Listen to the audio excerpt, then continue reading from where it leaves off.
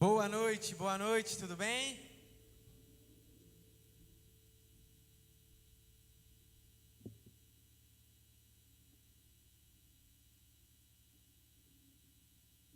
É isso aí, meus amigos. Estamos hoje continuando o nosso tema. Só um minuto, deixa eu pegar minha Bíblia aqui, que acabei esquecendo ela, mas a palavra está no coração, tá, irmãos? Pode ficar tranquilos. Hoje, então, nós daremos continuidade ao nosso tema até o fim.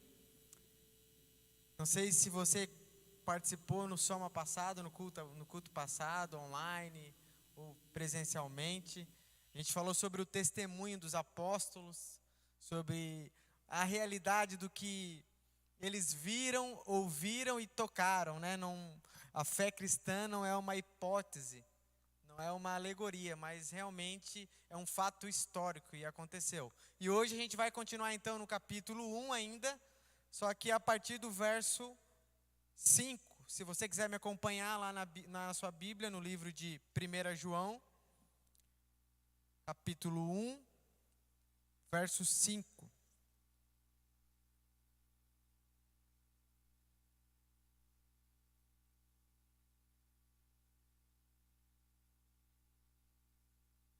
Só um minutinho, gente.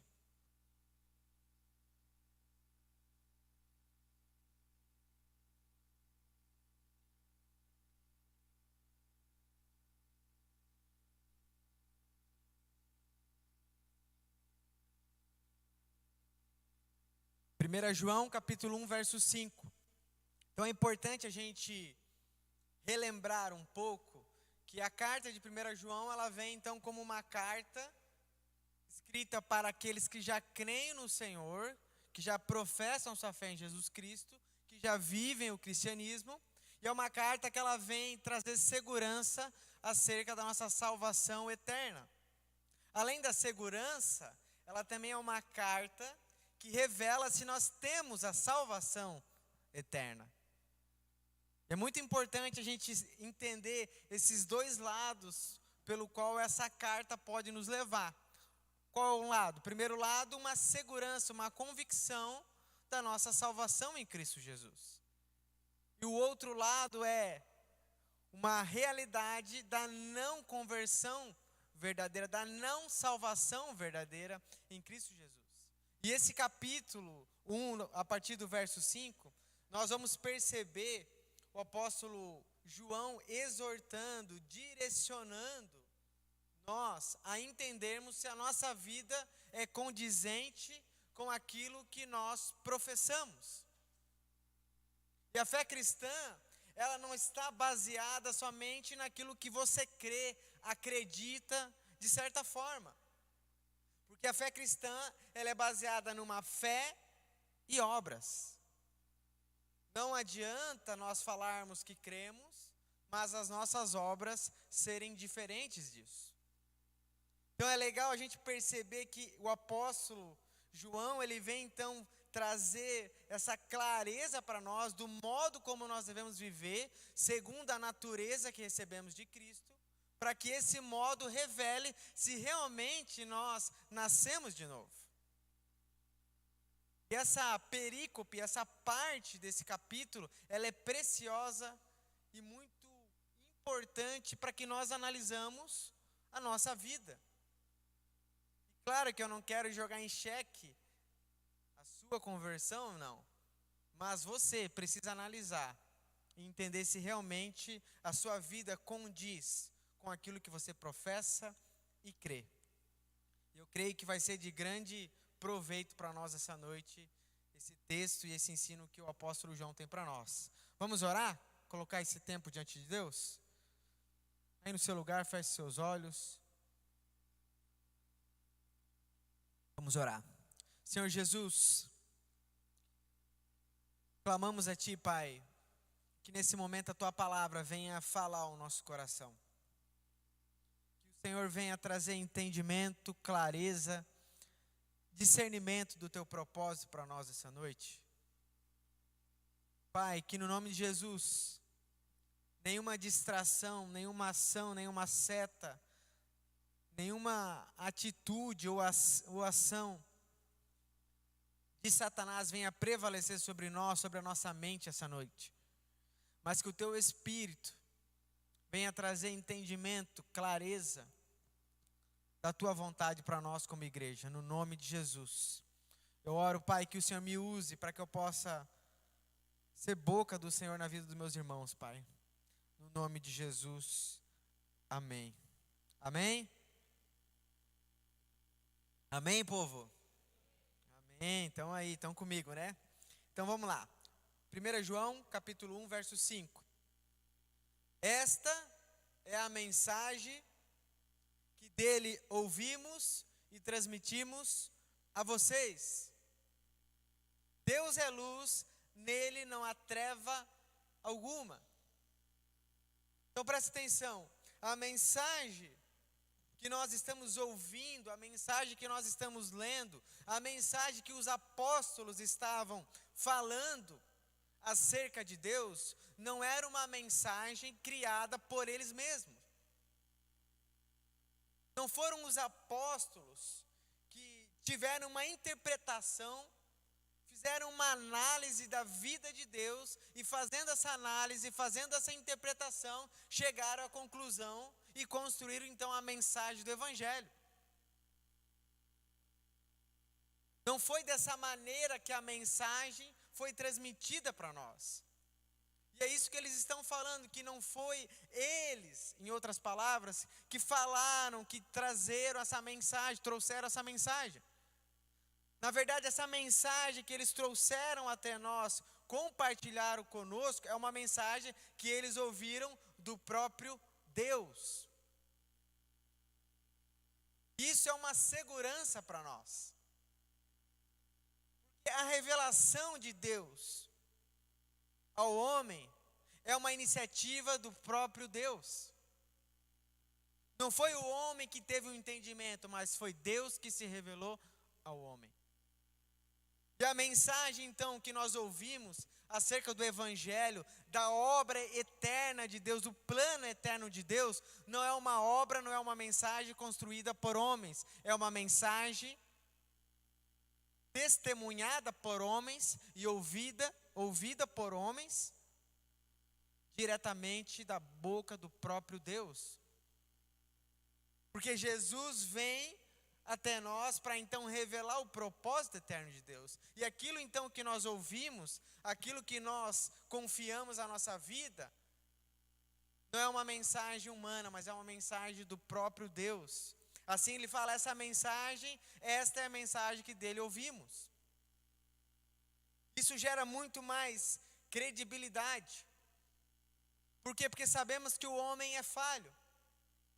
Que o homem pode construir ideias e pensamentos que não são pensamentos de acordo com o pensamento de Deus.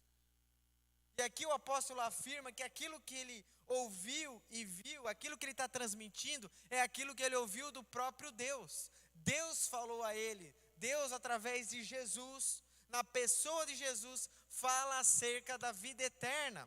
Fala acerca do plano eterno de Deus. E agora então, aquilo que os homens ouviram e viram, testemunharam, estão comunicando a nós. Isso é uma segurança para nós e um descanso. Por quê? Porque aquele que falou, aquele que prometeu, ele é fiel para cumprir. Por que nós temos descanso diante da mensagem do Evangelho? Porque não é um homem falando, ei, fiquem tranquilos, confiam em mim que no final Jesus vai voltar, eu tenho certeza, eu acredito nisso. Não foi homens falando isso, foi o próprio Deus falando a homens a isso, e os homens então transmitindo a nós por meio da palavra de Deus. Isso é uma segurança para nós, e é isso que o apóstolo João está falando, ei, aquilo que eu estou comunicando para vocês, não foi uma interpretação minha, mas foi aquilo que eu vi, ouvi e toquei. E nós precisamos observar esse fato, que por vezes passa despercebido na nossa leitura. E ele aqui então vem afirmar e falar para nós, olha, essa mensagem que eu estou transmitindo a vocês é daquilo que eu ouvi dele. E qual foi a mensagem que ele ouviu? Nesse sentido, Deus é luz. Repete comigo, Deus é luz. Nele não há treva alguma. E quando o apóstolo João vem trazer esse entendimento, trazer essa analogia, essa palavra, interpretando Deus como luz, o que a luz relembra, o que a luz traz para nós quando nós pensamos no sentido da luz? Quando você ouve a palavra luz, o que vem à sua mente? Clareza. Nada pode ser oculto diante da luz. A luz ilumina o lugar, o ambiente, para que nós possamos caminhar e andar. E N coisas nós podemos colocar como exemplo do que a luz significa. E muitas dessas coisas se assemelham àquilo que Deus significa para nós. Mas essa palavra luz, ela tem um sentido profundo de trazer uma pureza, uma santidade. É alguém que ilumina tudo, que traz conhecimento de tudo. Uma pureza moral. Quando ele fala que Deus é luz, ele está falando que Deus é santo, é separado. Que nele você não encontra escuridão nenhuma. Nele não há trevas. E a escuridão, ela é representada como trevas. E a luz é representada como algo bom, algo perfeito. E a Bíblia diz, o apóstolo diz, aquilo que Deus falou para eles, que Deus é luz. Deus é completamente perfeito. A pureza moral de Deus. Deus é luz. E nele não há treva alguma. E por que é importante nós compreendermos isso? Porque conforme nós compreendemos quem Deus é e seu atributo, é aquilo então que nós podemos adorá-lo e também refleti-lo aqui na terra. E o fato dele ser luz significa então que nós, uma vez que professamos a nossa fé nele, uma vez que somos filhos dele, uma vez que pertencemos a ele, também devemos refletir a luz. Devemos compartilhar dessa mesma essência de Deus.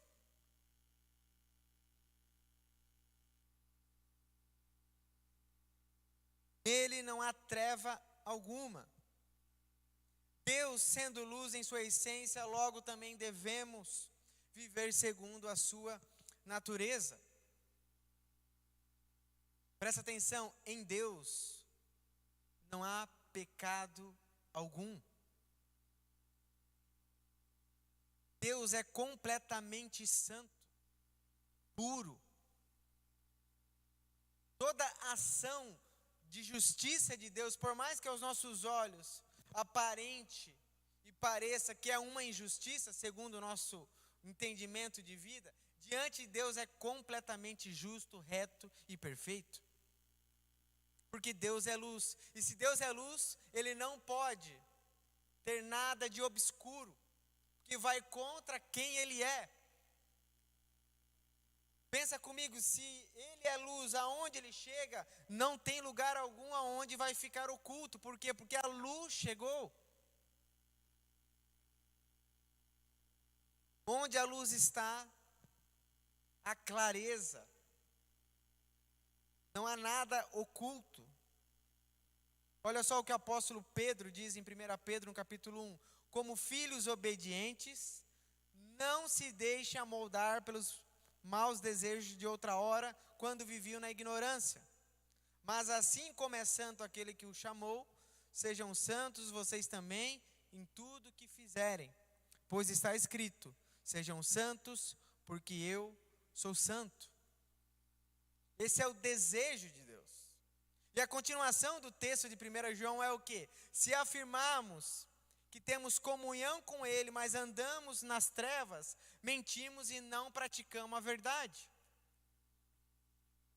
Aquele que diz que tem comunhão com Deus, que se relaciona com o Pai, que tem uma vida cristã, mas anda nas trevas, é um mentiroso. Por quê? Porque Deus é luz. E é incompatível você afirmar que você anda com Deus, mas você caminha nas trevas. A sua afirmação, ela precisa ser acompanhada de atitude. Quando nós afirmamos que temos comunhão com Deus, temos essa convicção, mas as nossas atitudes demonstram outras coisas, nós mentimos a nós mesmos. Porque para Deus você não tem como mentir. E o apóstolo João, então, ele chama todos nós a refletirmos nisso. Ele chama aqueles que se dizem crerem, ter comunhão com Deus, a refletirem se realmente têm comunhão. Por quê? Porque as atitudes que eles estavam tendo não condiziam com a sua natureza. Como nós percebemos isso nos nossos dias? Quantas pessoas se dizem cristãs, frases, estão em ambientes cristãos, mas quando você olha para a atitude, para a forma de viver, é completamente diferente. E acabam envergonhando o evangelho e creem que estão vivendo comunhão com Deus. Dou um exemplo clássico, e isso não é falar mal, mas Neymar, 100% Jesus. Antes de jogar, né, toda a glória de Deus, não é verdade? Um monte de coisa, mas quando você olha para a vida dele, ela representa Deus. Representa, é luz, é santa, é uma vida separada, é uma vida onde Deus é honrado, Deus é glorificado pela forma como ele vive? Não. E da mesma forma isso acontece em todo lugar. Onde falamos, afirmamos que temos comunhão com Deus, mas as nossas atitudes falam diferente. E é legal que o apóstolo João, ele vem então trazer a nós o entendimento que as afirmações e as crenças em Deus não é o suficiente. Você acreditar em Deus, você acreditar que Jesus morreu numa cruz, você acreditar que a vida cristã é a melhor maneira de viver, não te faz um cristão. O que te faz um cristão é as suas atitudes, a forma como você vive.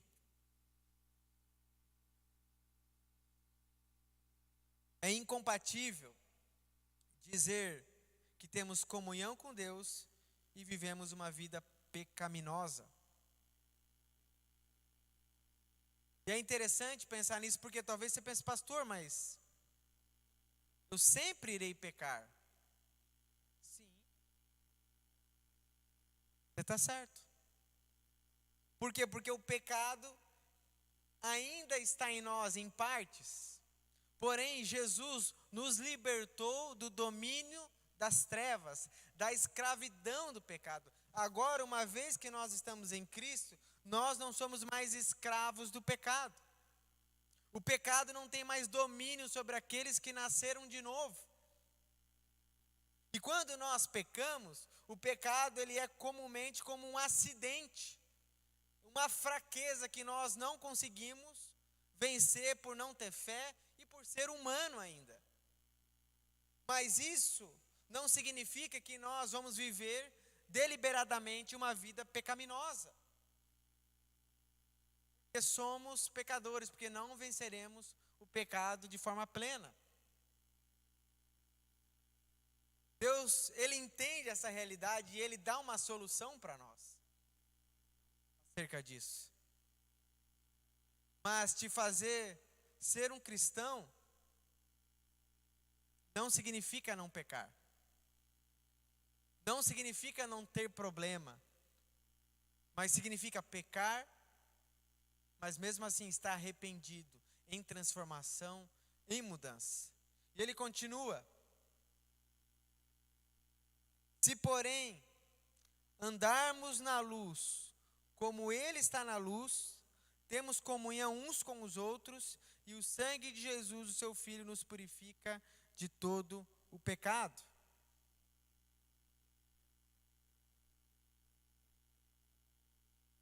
Qual é o contraste que ele nos faz aqui nesse texto?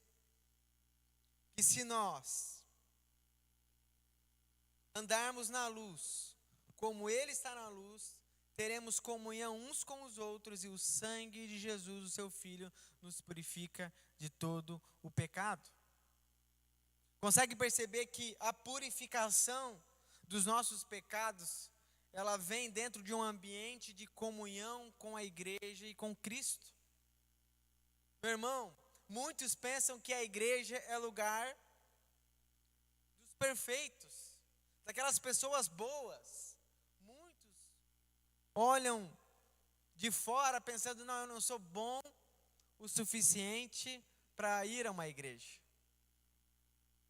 Eu não sou tão bom, eu não sou tão obediente, eu sou muito mal. Porque acham que a igreja é um lugar de pessoas perfeitas. Verdade? Você já pensou nisso também, antes de ir para a igreja? Mas pelo contrário, a Bíblia afirma, e nós entendemos isso, que a igreja, pelo contrário, é o lugar de pessoas imperfeitas. Porque é nesse lugar que nós encontramos perdão pelos nossos pecados. É nesse lugar que nós encontramos o sangue de Jesus que nos purifica, para que nós possamos a cada vez mais se assemelhar a Cristo. Uma vez que nós temos comunhão com Deus, uma vez que nós andamos com Deus, o sangue de Jesus vai nos purificar. Meu irmão, quanto mais próximo de Deus você está, mais você vai perceber o quanto você é pecador. Essa é a verdade. Antes, quando eu iniciei a minha vida cristã, eu achava que eu era um homem bom, uma pessoa boa. E quanto mais eu fui conhecendo a Jesus, mais eu fui conhecendo o homem perfeito, mais eu fui conhecendo quem realmente nós somos em Cristo, quem nós realmente somos através da Bíblia, meu irmão, eu vi quão pior eu sou. Se você ainda não teve essa percepção do quão ruim você é, você ainda não entendeu o quão pecador você é. Porque o entendimento da graça de Deus só vai fazer sentido quando você entender o quão mal você é. E meu irmão, quando eu entendi a minha maldade, o meu pecado, me deu um desespero. Porque realmente eu me vi diante daquele que é perfeito, eu falei, ferrou. A diferença é muito grande. Mas esse mesmo Deus que me faz ver quem eu sou, é o mesmo Deus que vem e me traz perdão, graça e misericórdia para que eu seja perdoado, lavado e purificado, para que eu então possa seguir em frente. A igreja é o lugar de pessoas imperfeitas, mas que entende o seu pecado e diariamente reconhecem a sua limitação diante de Deus. Consegue perceber que quando nós estamos em pecado, vivendo uma vida pecaminosa, automaticamente nós nos afastamos de Deus e nos afastamos da comunhão? Por quê? Porque o pecado gera em nós essa vergonha. Porque o pecado gera em nós esse afastamento de Deus. Isso é inevitável. Pela experiência, pastoreando as minhas ovelhas, com o tempo eu aprendi claramente a discernir quando eles estavam em pecado. Não porque eu tinha o Espírito Santo vinha e falava. Não. Mas porque quando eles começavam a se afastar, quando eles chegavam na igreja e só faziam assim e já sentavam no lugar, meu irmão, tem coisa aí. Quando você mandava um WhatsApp, aí como é que tá? Não, tudo bem, e não responde. Meu irmão, tá com problema. Ou tá mal, tá desanimado, ou tá em pecado.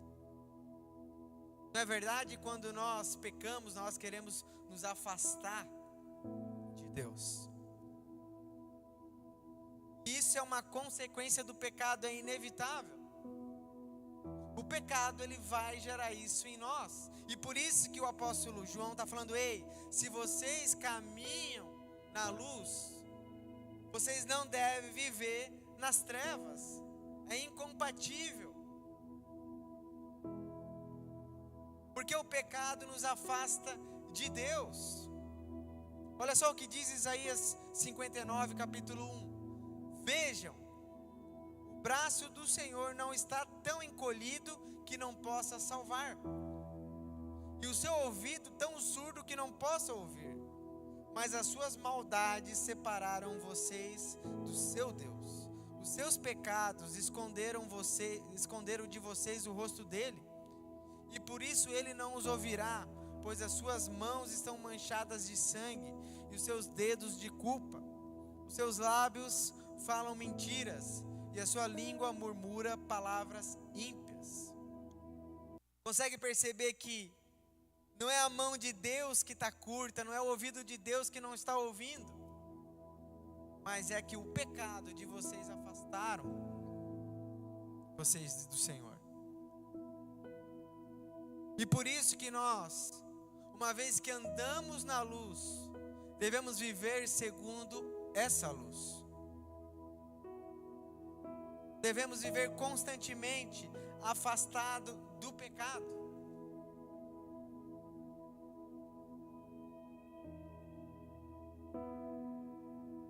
O pecado nos afasta de Deus e da comunhão com os nossos irmãos.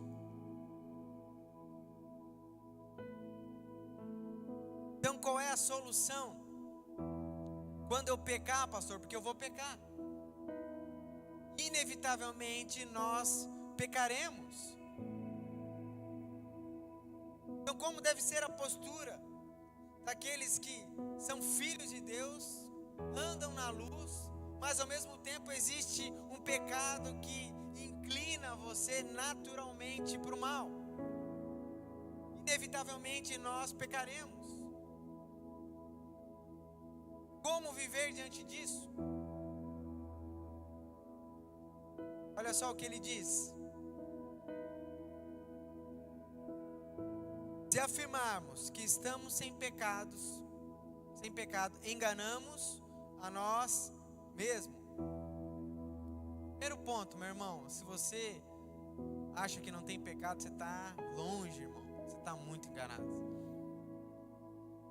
Ele continua: se confessarmos os nossos pecados, Ele é fiel e justo para perdoar os nossos pecados e nos purificar de toda injustiça. Aqui é a chave para nós como filhos de Deus. A diferença nossa para aqueles que estão fora é que nós confessamos nossos pecados diante de Deus. Essa é a diferença. Porque todos pecamos. Mas nós pecamos, mas esse pecado nos faz confessar diante de Deus para que nós sejamos purificados desse pecado. Algo que eu sempre digo para os meus discípulos: o problema não é você pecar, o problema é você ocultar isso, é guardar isso, é esconder isso. Porque o pecado escondido, guardado, ele vai gerar morte. O chamado de Deus para nós, que caminhamos com Deus, nós que somos o seu povo, é um chamado de uma vida diária em arrependimento, em quebrantamento. Por isso que a oração do Pai Nosso é uma oração diária. Ele fala o que? Pai, perdoe os nossos pecados, assim como nós perdoamos os pecados dos nossos irmãos. Então diariamente, constantemente, nós precisamos estar diante de Deus, confessando os nossos pecados. Mas pastor, eu não vejo pecado. Então ora para que Deus te mostre, porque tem. Eu já posso falar qual é o teu primeiro pecado: o orgulho. Tão orgulhoso que não consegue nem ver o pecado. Então já pode orar por isso. Fala: Senhor, me perdoa porque eu sou orgulhoso. E é importante que o pecado, quando Deus fala aqui, não está generalizando ao erro. Ele está falando que pecados devem ser reconhecidos diante de Deus com nomes. Como? Não é chegar lá, Senhor, me perdoe, eu não sei o que, mas com certeza eu pequei hoje. A tua palavra diz que nós pecamos, né? Eu não sei o que, mas me perdoa, Senhor. Não. O que você pecou? O que você fez que foi contra a palavra de Deus? Pecado tem nome. Não adianta chegar, Senhor meu, me perdoa, estou com dificuldade na questão de relacionamento, de mulheres.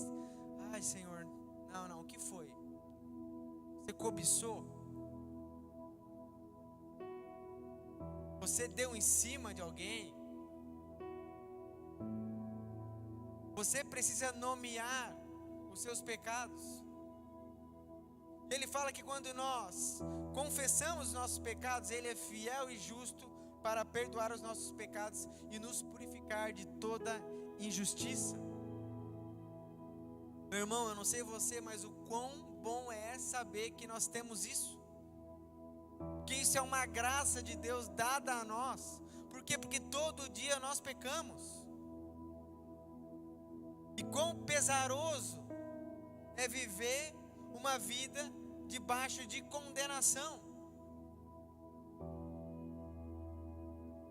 Quão difícil é viver uma vida debaixo de condenação. E Deus graciosamente concede a nós esse privilégio de chegarmos até Ele, confessarmos os nossos pecados e encontrarmos graça e misericórdia. Meu irmão, pecou, não fuja de Deus, corra para Deus. Existem várias frases falando isso, né? Peca, vai para Deus. Sim, pecou, corra para Deus.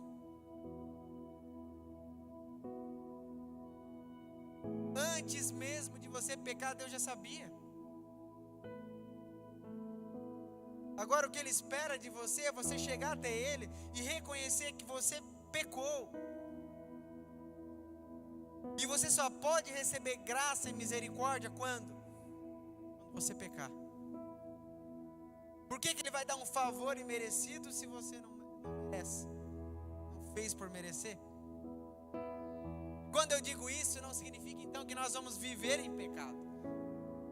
Mas nós precisamos entender que Deus deu a nós essa graça de confessarmos os nossos pecados. Chegarmos diante dEle e reconhecer as nossas falhas. Deus é perfeito no seu plano de redenção. Por quê? Porque além deles nos libertar do domínio das trevas do pecado, daquele pecado que nos levou e levava à condenação, Ele também nos concede esse favor de reconhecer constantemente os nossos pecados para que nós sejamos perdoados. Então presta atenção, o pecado ainda vai nos acompanhar até a volta de Cristo. Mas quando nós confessamos Ele, nós somos libertos do domínio dele. Olha só o que diz o salmista no Salmo 32. Como é feliz aquele que tem suas transgressões perdoadas e os seus pecados apagados. Como é feliz aquele a quem o Senhor não atribui culpa, e em quem não há hipocrisia. Olha só que engraçado, enquanto eu mantinha escondidos os meus pecados, o meu corpo definhava de tanto gemer. Presta atenção, esse homem aqui não era um ateu, não era alguém que não conhecia Deus, era alguém crente no Senhor, alguém que conhecia o Senhor. Enquanto ele mantinha escondido, o corpo dele definhava de tanto gemer, pois dia e noite a tua mão pesava sobre mim. Minhas forças foram se esgotando, como em tempo de seca. Então, reconheci diante de ti o meu pecado, e não encobri as minhas culpas. Eu disse: confessarei as minhas transgressões ao Senhor, e tu perdoaste a culpa do meu pecado. Portanto, que todos os que são fiéis orem a ti enquanto podem ser encontrados. Quando as muitas águas se levantarem, elas não os atingirão. Tu és o meu abrigo. Tu me preservarás das angústias e me cercarás de canções de livramento. Esse é o maior exemplo que nós temos de uma realidade que era um homem que conhecia Deus, que temia Deus, mas que pecou contra Deus, mas da mesma maneira que pecou, não tinha confessado diante de Deus. Não tinha reconhecido isso, e aquilo pesava, e aquilo definhava o seu corpo. Deus hoje está chamando o seu povo, nos chamando para estar constantemente diante dEle, porque nenhum pecado nosso cometido passa despercebido dEle. Qualquer pecado que você vai cometer daqui 30 anos, Deus já sabe disso, já estava dentro do planejamento dEle, Ele já sabia que aquilo iria acontecer.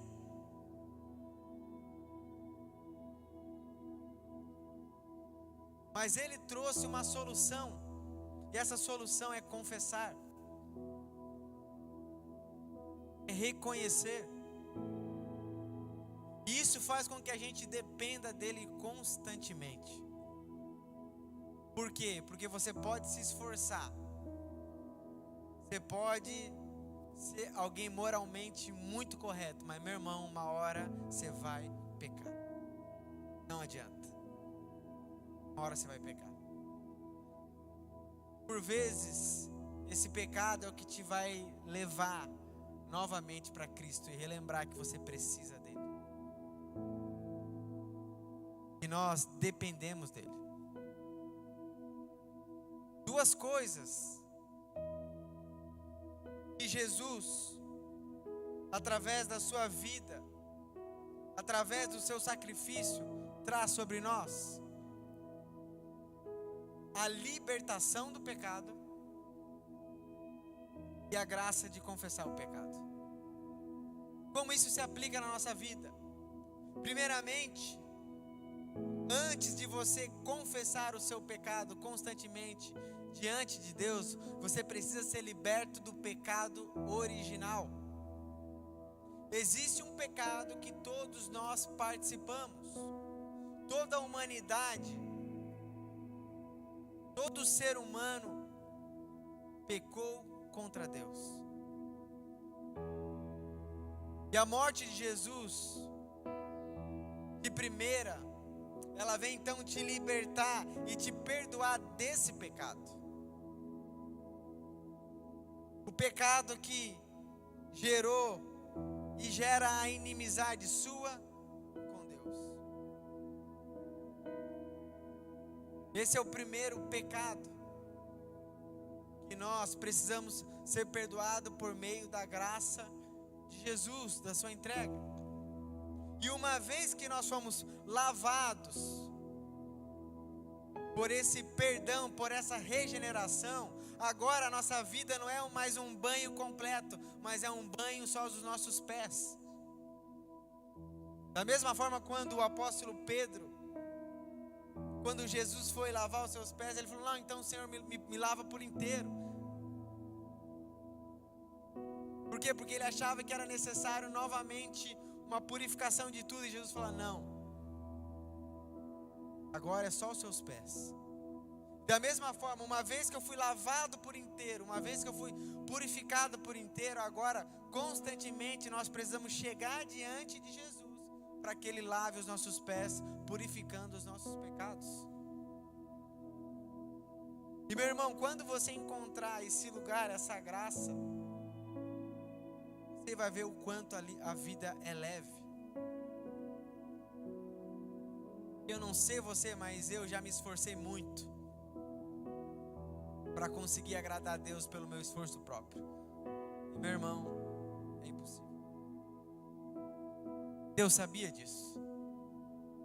Sabendo disso, Ele concedeu essa graça para você confessar, se achegar a Ele todos os dias, reconhecendo o seu pecado.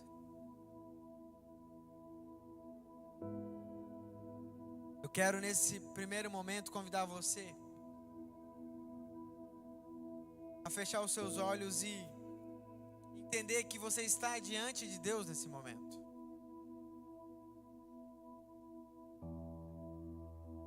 Se desligue de qualquer pessoa do ambiente aqui. Você está diante de Deus.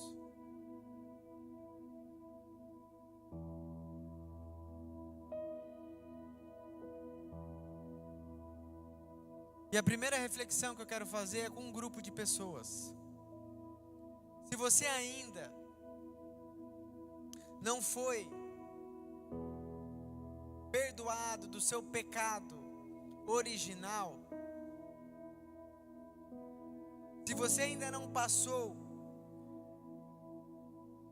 por esse entendimento, por esse reconhecimento que você pecou contra Deus, quero convidar você aí no seu lugar a fazer uma oração a Ele.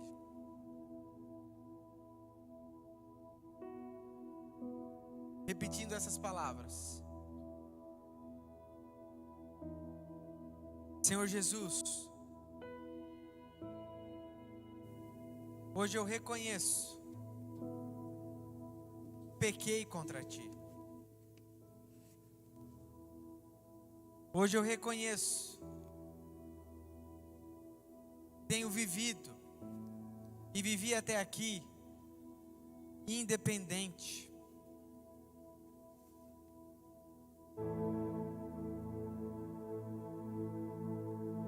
Completamente distante do Senhor. E hoje eu quero ser purificado de todo o pecado. Não quero mais ser escravo do pecado e quero ser escravo do Senhor. Me purifica-me, santifica-me, me faz ser santo como o Senhor é. Eu me arrependo por ter vivido até aqui afastado do Senhor. E hoje eu quero entregar a minha vida a Ti, no nome de Jesus. Amém. Amém. O outro grupo é se você ainda hoje não reconheceu ou tem coisas que você precisa confessar diante de Deus. Eu quero propor esse tempo aí no seu lugar, um tempo onde você reconheça os seus pecados a Deus. Nesse primeiro momento, ore pedindo para Ele trazer clareza de pecados que você tem cometido. Sabe, não seja ingênuo, achando que, pequei porque eu não orei tanto essa semana. Porque eu não li 10 capítulos da Bíblia. Meu irmão, você precisa ir mais fundo. A palavra diz que o Espírito Santo sonda o nosso coração. E Ele revela aquilo que está oculto, aquilo que nós não vemos. Então, peça a Ele para que Ele mostre a você. E conforme vir na sua mente, no seu coração, comece a confessar, a pedir perdão a Deus. Você pode ficar à vontade no seu lugar, se você quiser ficar de pé, de joelho. Mas não saia daqui essa noite sem antes confessar os seus pecados diante de Deus, no nome de Jesus.